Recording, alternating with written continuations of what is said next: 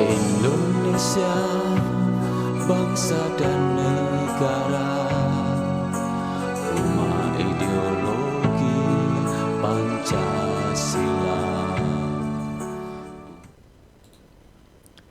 Bismillahirrahmanirrahim. Pemirsa tercinta yang dirahmati Allah, Tuhan yang Maha Esa. Berbahagia sekali bertemu di kanal Hikmatologi. Monolog sederhana mengajak diri kita masing-masing berpikir dengan kelembut cerdasan hati nurani. Tentu saja berdasar kitab suci agama kepercayaan yang kita yakini dan senantiasa sebagai warga negara menjunjung tinggi nilai-nilai Pancasila kita aktualisasikan, kita wujudkan dalam kehidupan sehari-hari. Pemirsa yang dirahmati oleh Allah, kita masih bicara agama dan budaya.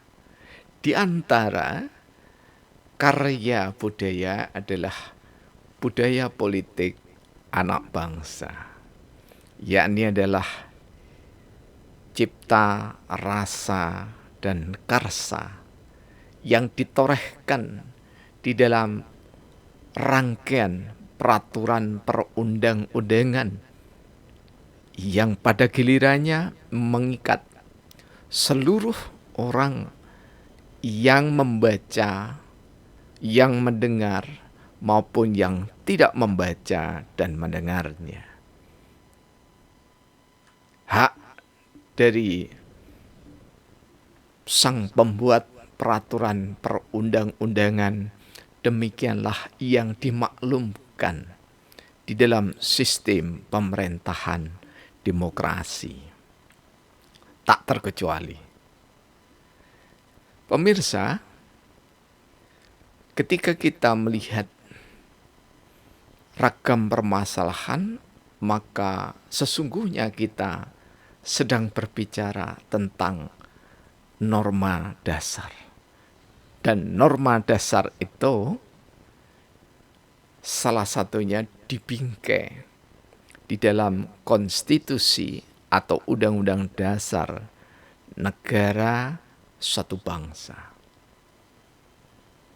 Kita baru saja diberikan informasi oleh media massa Detik.com Rabu tanggal 14 Desember tahun 2022. Karya budaya politik yang ditandatangani oleh Joe Biden, Presiden Amerika Serikat, yakni adalah Respect for Marriage Act, undang-undang tentang perlindungan perkawinan sejenis yang marak disebut dengan LGBTQ. Ketika kita melihat Amerika, tentu saja tidak bisa dipakai dengan kacamata Indonesia. Karena masing-masing negara memiliki ukuran atau standar norma budaya politik yang berbeda. Karena itu kita tidak bisa menyalahkan Presiden Joe Biden Amerika Serikat ketika dia dengan sadar menandatangani undang-undang perlindungan perkawinan sesama jenis. Hanya saja kalau kita berbicara negara bangsa lain, maka sungguh kita adalah berbicara untuk diri kita, bangsa kita, negara kita. Artinya bahwa dasar sumber utama demokrasi, yakni berangkat dari filsafat Yunani kuno, jangan sampai terus-menerus menggerus, bahkan sungguh kita berharap kepada Allah Tuhan Yang Maha Esa agar tidak meluluh lantakkan kerakyatan yang dipimpin oleh hikmat kebijaksanaan dalam permusyawaratan perwakilan. Karena asas prinsip pokok di dalam sila keempat ini bukanlah demokrasi, tetapi hikmat. Dan sudah berkali-kali kami katakan bahwa hikmat itu kita bisa cari di dalam seluruh kitab-kitab yang diyakini suci oleh pemiliknya atau oleh para penganutnya, termasuk saudara-saudara kita yang memiliki kitab suci juga di dalam ragam agama yang ada di Kepulauan Indonesia sejak Nusantara. Ketika manusia tidak dipimpin oleh hikmat kepada Tuhan Yang Maha Esa, maka rakyat, baik rakyat yang tidak memiliki jabatan publik maupun rakyat yang sedang ataupun akan memegang jabatan publik, tanpa hikmat maka akan membawa petaka bagi bangsa dan negara Indonesia. Karena itu ketika kita melihat Amerika mengesahkan undang-undang perkawinan sejenis, maka hendaknya kita pakai kaca. Kalau orang Jawa bilang koco brenggolo, jadi kaca yang bisa kita itu melihat tubuh kita secara keseluruhan. Jadi kaca besar yang biasanya lajimnya itu diletakkan di kamar-kamar utama. Dan tidak perlu menista rangkaian peraturan perundangan yang ada di Amerika, Eropa, dan yang lainnya.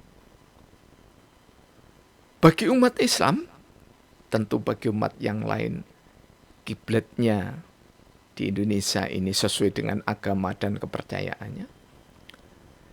Cara dakwah Rasulullah Muhammad SAW adalah cara yang paling indah, paling istimewa, paling mempesona.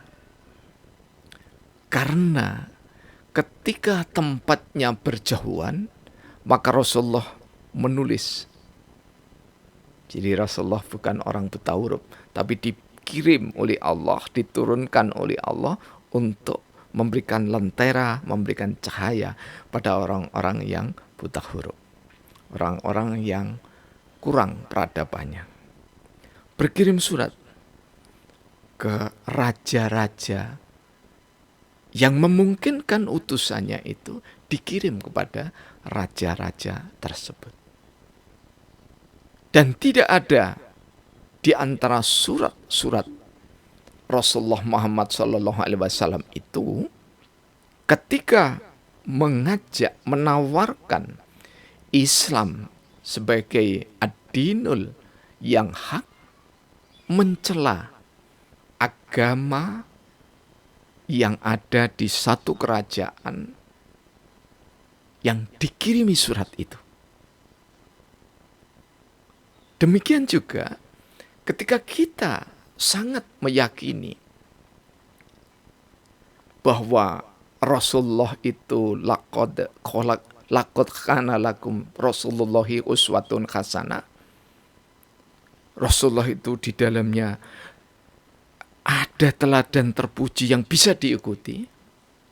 Ya, tidak persis sama Rasulullah, jadi kita mengikuti. Maka menjadi niscaya bagi kita untuk mengikuti pola dakwah tanpa harus menista. Dengan cara-cara yang elegan di alam modern ini, di alam milenium ketiga ini, Qatar memberikan contoh yang terbaik di hadapan kita. Islam ditawarkan dengan puluhan bahasa, insya Allah lebih dari 40 bahasa.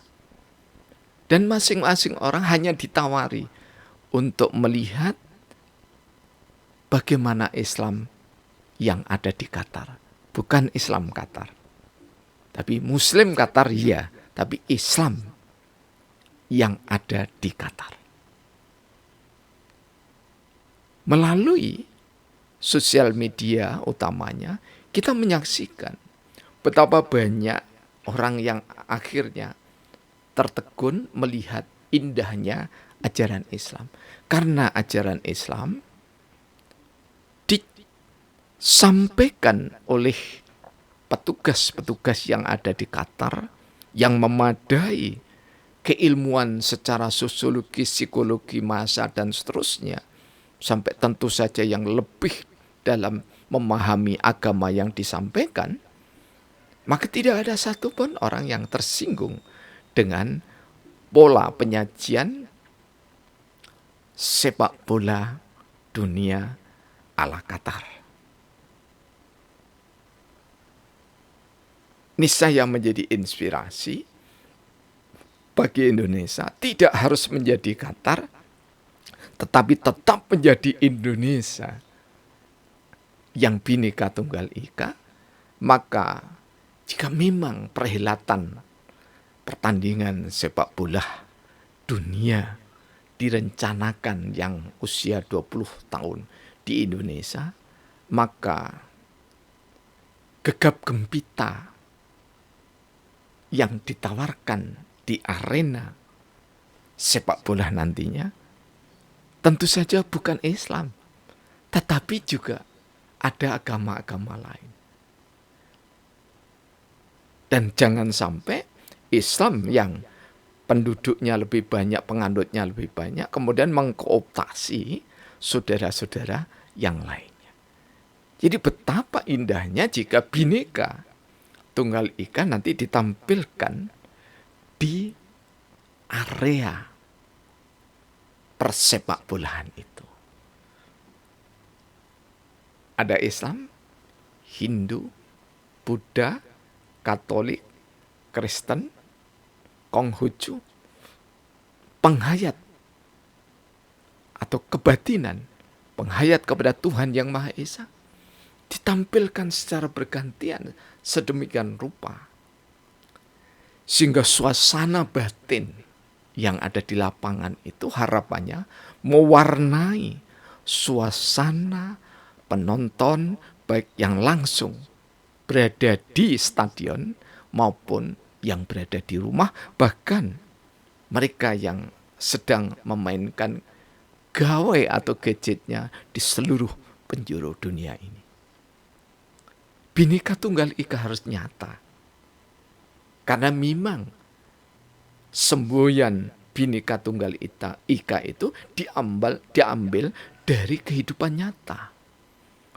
Dari data yang diperoleh oleh para empu, sehingga melahirkanlah Bhinneka Tunggal Ika, Tanhana Dharma Mangrua. Jadi ragam karena keniscayaan. Hujurat ayat 13. Dan keragaman itu tidak lain adalah satu dengan yang lainnya untuk saling memberi kontribusi. Saling memberi kontribusi itu jangan alehi kita ketika kita mendengarkan lantunan doa yang berbeda agama. Karena tiap hari sebenarnya, apalagi umat Islam, melantunkan seruan azan di atas masjid-masjid atau musola-musola kita. Meski ada orang Islam yang tampaknya sangat bersahwat ingin menjadi penguasa. Kalau bersahwat itu penguasa. Kalau berniat menjadi pemimpin itu beda lagi. mengkritik dengan sinis keberadaan adzan. Ingat, adzan itu bukan memanggil Allah, tetapi Allahu Akbar, Allahu Akbar. Asyhadu an la ilaha illallah. Diulang, asyhadu anna Muhammad Rasulullah, diulang, hayya 'ala shalah. Kalau orang yang paham, maka kita ini untuk mengingat kemahabesaran Allah, kita mengulang syahadatain kita. Kemudian mukminin dan mukminat diminta untuk hadir pada jamuan agung yang bernama sholat fardu.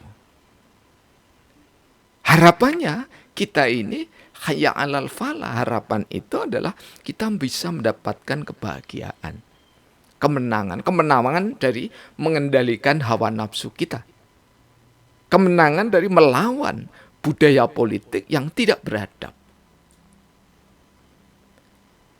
Kemudian diakhiri dengan kalimat tahlil,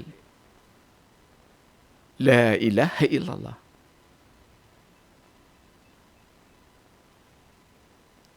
Kalimat tahlil ini bukan untuk Allah, tetapi apa yang kita lakukan sebagai mukminin dan mukminat itu semuanya untuk diri kita. Dan Rasulullah Muhammad SAW bersabda dengan indah, mempesona dan senantiasa istimewa, bagian dari mukjizat beliau, khairun nas anfa'uhum linnas. Kalau kita sudah membangun diri kita dengan baik, diawali dari takbir, kemudian diakhiri dengan tahlil, maka harapannya kita ini menyadari kebahagiaan mukminin dan mukminat harus mampu dibagi dengan keluarganya, keluarga intinya, dengan tetangganya, dengan masyarakatnya, dengan kelurahan, kota, kabupaten, dengan provinsi, dengan negara bangsanya. Jadi kemenangan bagi orang mukmin adalah bukan mengalahkan saudara-saudara kita yang di luar muslimin muslimat, tetapi adalah mengalahkan keangkuhan diri muslimin, orang-orang yang menegakkan sholat. Setelah mencapai kemenangan dalam pengendalian diri, maka ada harta yang mesti ditermakan. Dan harta itu yang terindah salah satunya tanpa biaya, namun tidak semua orang bisa dengan tulus ikhlas, yakni adalah harta yang ada di bibir kita, di mulut kita, tersenyum pada siapapun yang saat itu kita temui. Menyapa jika memang memungkinkan untuk menyapa. Kalau sudah mengenalnya, kita harus yakin bahwa menyapa adalah bagian dari pesona indah etika bersosial di tengah masyarakat Pancasila. Pemirsa yang dirahmati oleh Allah, saya akhiri sementara dengan sabdana yang ke-15 1309, sambungan dari kemarin, agama dan budaya bagian kedua. Apakah yang menyebabkan agama dan budaya berseberangan? Budaya berseberangan dengan agama karena perilaku insan. Manusia melepaskan diri dari agama dalam berkebudayaan. Hakikat dan nilai agama ditinggal oleh insan. Tercipta budaya yang lepas dari nilai keagamaan. Tumbuh kembang budaya tak jarang permusuhan, konflik agama dan budaya meninggi karena insan. Jadi bukan karena agama dan budaya, tetapi karena syahwat insan. Kampung Celaket, Kota Malang, tanggal 16 Mei tahun 2022. Semoga bermanfaat dan kiranya Allah Tuhan Yang Maha Esa senantiasa memberikan rahmat kepada seluruh umat manusia dan lingkungan kita, seluruh bangsa dunia. Terima kasih. Alhamdulillahirabbil alamin.